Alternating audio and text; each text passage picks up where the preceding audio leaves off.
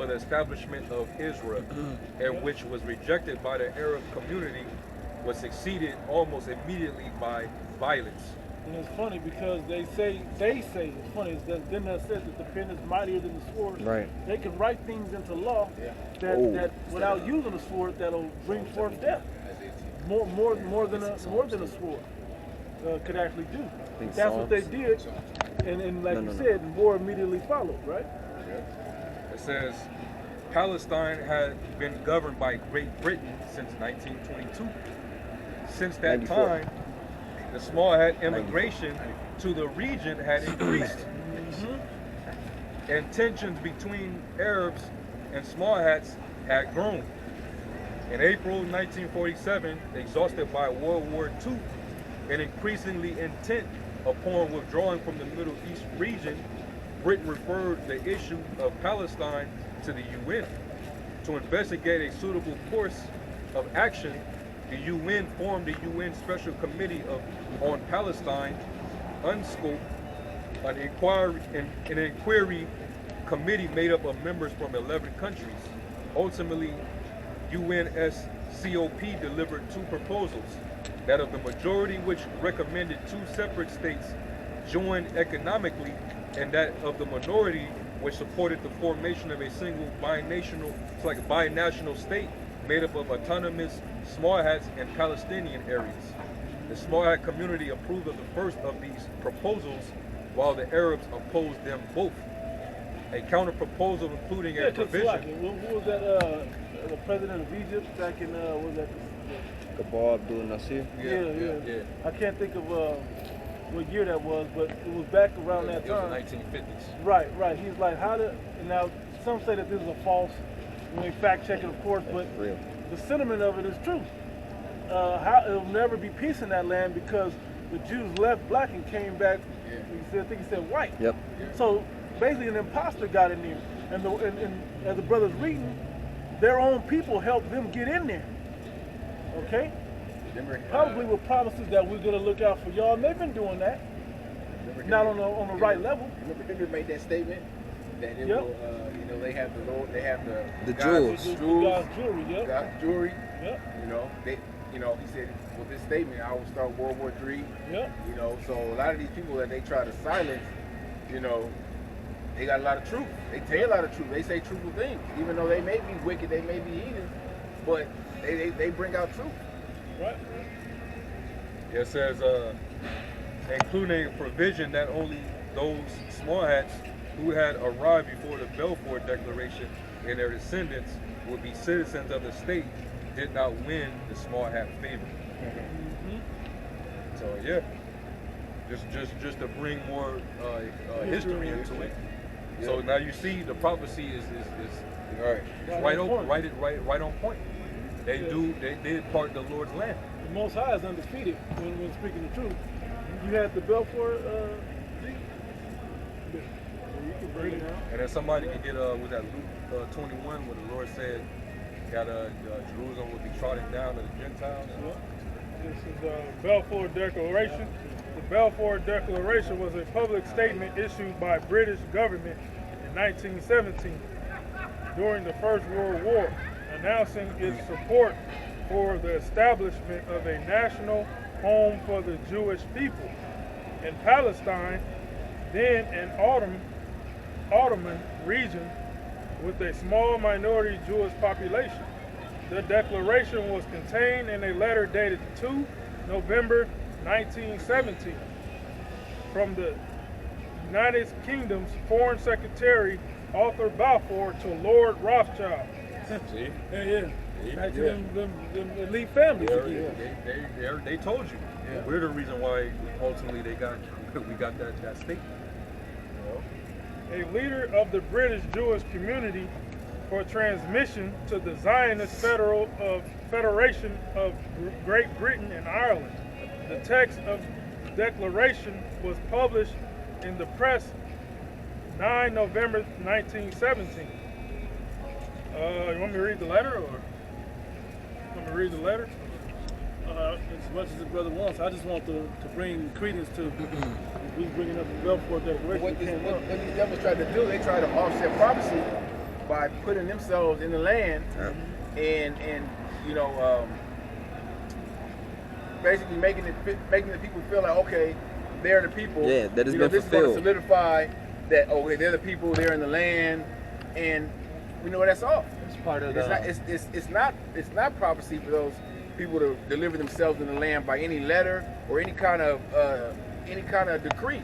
It's the Lord that's going to deliver, the Yahweh Shai that's going to deliver us back into the land. We can't deliver ourselves. We can't go over there like Yahweh ben Yahweh, them people.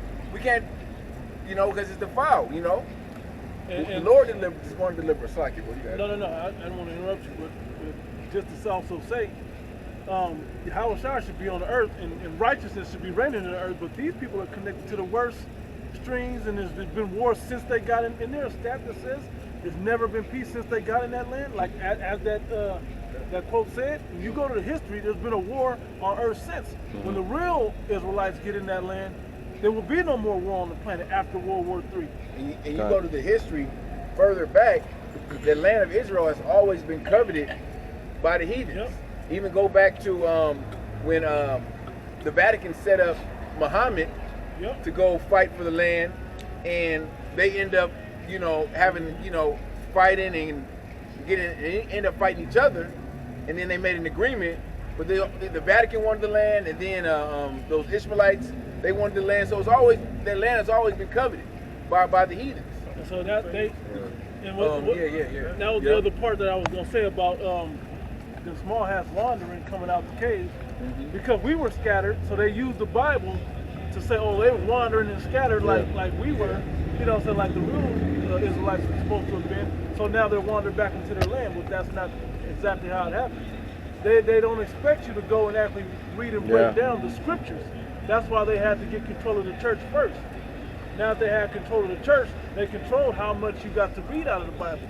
Whoever would have known that the Heavenly Father had the power to preserve the word and to give it to his real people in the last days, as he prophesied he would do. That would have understanding of all these things, to be able to put all the pieces together and see the truth. Because they tried to hide it. You got it? This right here, this is from Financial Times, and it gives you a timeline of the Arab-Israeli conflict. This shit's been going on literally since they got in. You got the first war, 1948, which is the year that they established it as a state, right? Yeah. The 1948 Arab-Israeli War, all right? That was the first one in 1948. That's it had broken out in 1947 after the UN recommended the partition of what was the British Mandatory Palestinian, it's like Palestine, into the Jewish and Palestine state. All right. The next one was the 1956 Suez Crisis. Israel invaded the Egyptian Sinai Peninsula in concert with France and Britain, which aimed at reversing the nationalism. It's like the nationalization of the Suez Canal by Egyptian leader Gamal Abdel Nasser. Said the attack was brought to a halt under U.S. and Soviet pressure. Because he knew the truth over there. He knew that, hey, this ain't right. He probably was speaking up on it. You know? And it's not the internet where you can hear all these words of these people. It had to be publicized in probably a newspaper back then. There was no Press. TV, only It press. was propaganda back then too. Yeah. 1967 Six-Day War. Yeah. Regional tension had been brewing as Israel confronted assaults by Palestinian militants based in Syria, Lebanon, and Jordan. All right, it says Israel launched a preemptive attacks on Egypt, Syria, and Jordan after Egypt built up forces in Sinai and closed the Suez Canal to Israeli shipping. Israel won a crushing victory, leaving it in control of the Sinai, West Bank, Gaza, and Golan Heights, as well as more than... Is there a map? Is there a map on one of these signs? Not on here. None of these signs? And then after that, the Yom Kippur War in 1973. Yeah, we just spoke about that. Right now, they're in their Yom Kippur right now. Yep. You know, it's like it yesterday. Yep. I only want the. I'm gonna look at it first, and then I'll see if I can do it. So that was 50 years ago, right? Then you had the 1978 invasion of Lebanon. Israel invaded southern Lebanon in March after attacks by the Palestinian Liberation Organization, which had relocated to Lebanon from Jordan after taking part in a civil war there. 1982 invasion of Lebanon. It's too far up. Then, We don't have a bottom. then you had the 1987 Palestinian Antifada, and what was described as Israel's biggest intelligence failure since the 1973 war. Protests broke out across the West Bank and Gaza that developed into a sustained uprising lasting several years. The Antifada prompted U.S. and Norwegian mediation that led to the 1993 Oslo Accords between Israel and the PLO. 50 years later, bro, we're still fighting. Yeah. That's not the prophecy. Yep. It's neither shall the nations learn war anymore. Mm-hmm. What happened to that? Does it get a date on 1987? Nah, it just said 1987. 1987 here in America, it was in October. It was Black Monday, man. The worst stock market crash in history, other than the Great Depression. Well, There you go. 1996, the Lebanon War, right? In 2000, the second Intifada.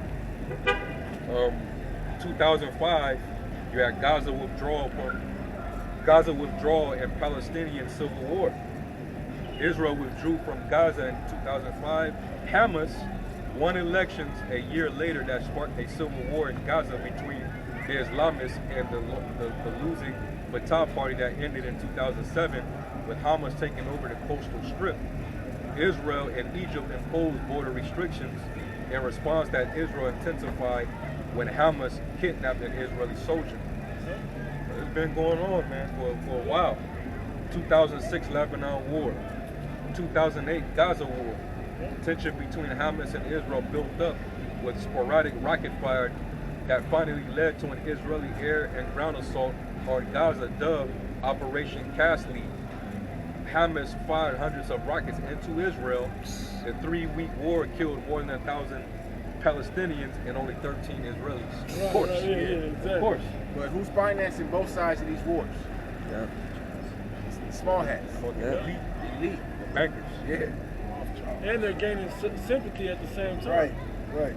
But they only lost 13. But Because they control the media, and the media is going to show you, oh, look at these 11 soldiers that got killed and their families and what they had to go through and they had to relocate, all this bullshit because they control the media. They can put on a damn Hollywood special for you to see on 60 Minutes or some shit, and then the whole world will have sympathy for these people, while that's not the real story. See, they could get so-called attacked, like they could attack one of their bases or nuclear facility or something like that. Maybe 2-3 people killed. Meanwhile, they retaliate and take out thousands of Palestinians, women, children, dead, and then they can come out with a propaganda piece, surviving Palestine. yeah. And have the whole world, sympathizing with them, even though they're the main aggressors, attacking and killing thousands of men, women, and children, civilians. The playbook is no different than what they're using in Ukraine and Russia right now. Yep. Angling it to a certain side from perspective that the world doesn't have view but to go through them to see it from their lens versus the actual truth of what's going on. And what shows you the level of control they have over the media, they was already grooming the public to already anticipate an event that was going to happen where 6 million of them was going to be in danger. That there's going to be some type of war or some type of famine, and 6 million of them are going to succumb to it. They was putting it in the printing press and in papers decades before the alleged howler. Yeah. Hoax. Hey, can I read this? I got this is Council on Foreign Relations. And here's the I just want to say this real quick. Here's